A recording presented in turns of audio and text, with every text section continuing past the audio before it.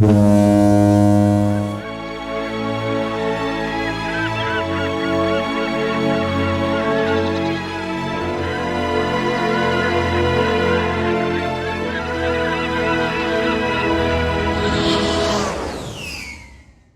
watching the Navarre PIER Fishing Update.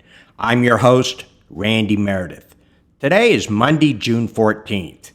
Navarre PIER is the longest pier on the Gulf of Mexico. It measures 1,545 feet. Located between Destin, Florida and Pensacola, Florida. You'll find some of the finest fish in here, and as you will see, but before you do anything, can you hit the subscribe button and hit the like button? And remember, a bad day of fishing is better than a good day at work. Tight lines.